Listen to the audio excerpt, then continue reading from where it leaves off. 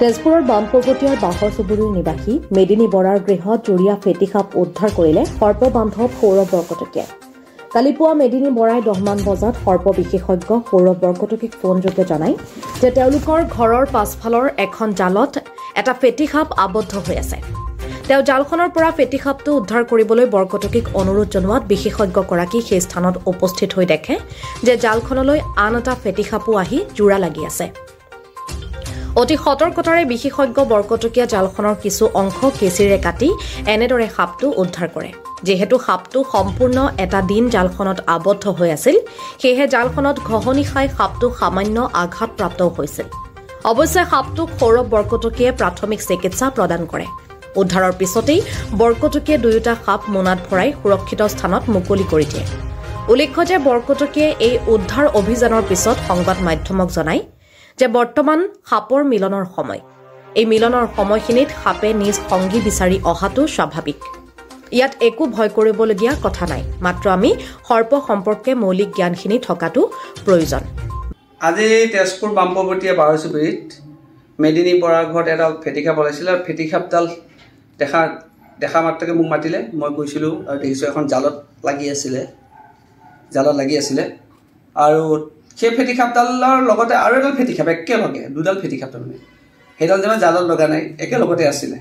মোক দেখি মই গৈ দুইডাল সাপ সুন্দৰভাৱে উদ্ধাৰ কৰিলোঁ, ৰেস্কিউ কৰিলোঁ, কৰি পেলাই ধুনীয়াকৈ যিডাল জালত লাগি আছিলে সেই সাপটো অকণ ৰাতি হয়তো লাগিছে, সেইকাৰণে কষ্ট পাই পেলাই অলপ তাত ঘাইল হৈছিলে, অলপ আৰু হেৰি হৈছিলে আপোনাৰ সি জোৰ কৰিছে সাপডালে, সেইকাৰণে স্কিনত অকণমান তাৰ দুখ পোৱাৰ বাবে দাগ ঠাই হেৰি হৈছিলে।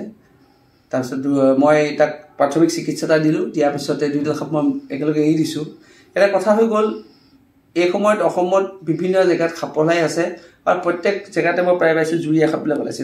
এতিয়া সাপৰ একচুৱেলি প্ৰজননৰ সময়, সিহঁতে মিলন হয় আৰু মিলন হ'ব 3-4 দিন একেলগে থাকে এনেকৈ।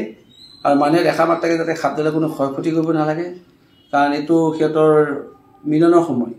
আৰু জালে চালে যদিও লাগে কাৰোবাৰ, মোলৈ ফটো দিয়ক বা ভিডিঅ' দিয়ক, মই চাম। যদি বিষাক্ত সাপৰ এফাকে কৰিব নালাগে, বন বিভাগক খবৰ দিয়ক বা কোনো সৰ্প উদ্ধাৰকাৰী যাতে সাপৰ বিষয়ে জানে, সাপৰ উদ্ধাৰ কৰি পাইছে তেনে ব্যক্তিক মাতিব লাগিব।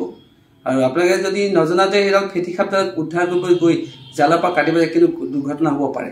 আনহাতে আজি পুৱা 7 মান বজাত কৃষ্ণা কলিতাই বিহগুৰিৰ কলিতা গাঁৱত নিজৰ ঘৰৰ বাৰীৰ চুকত এডাল মোচোৱাগুম সাপ জালত লাগি থকা দেখিবলৈ পায়।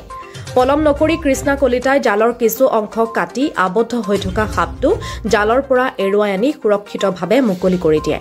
উল্লেখ্য যে সৰ্প বিশেষজ্ঞ সৌৰভ বৰকটকীৰ সহধৰ্মিনী কৃষ্ণা কলিতাই আগতেও এনেদৰে সাপ বা অন্য জীৱ চৰাই আদিবোৰ উদ্ধাৰ কৰি আহিছে। যোৱাকালি যিহেতু আমাৰ বিহগুৰি কলিতা গাঁৱত মানে মোৰ ইয়াতে মাৰ ঘৰত গাঁৱত মানে আহিছিলোঁ কালি ফাংচন চাবলৈ আহোঁতে আজি কালি ৰাতি যিহেতু থাকি পেলাই আজি ৰাতিপুৱা মই পিছফালে গৈছিলোঁ। পিছফালে যাওঁতে দেখিলোঁ জাল এখনত মানে পৰি থকা জালখনত গছতেই আছিলে জালখন উঠাই থোৱা, কিন্তু তাতে এডাল মোচোৱাগুম সাপ লাগি ধৰিছে। তাৰপৰা সাপটো আনিলোঁ, জালখনৰ সৈতে আনি পেলাই কাটি এৰুৱাই এতিয়া ইয়াতে মুকলি কৰিলোঁ। Bureau' report, Agnikarna news.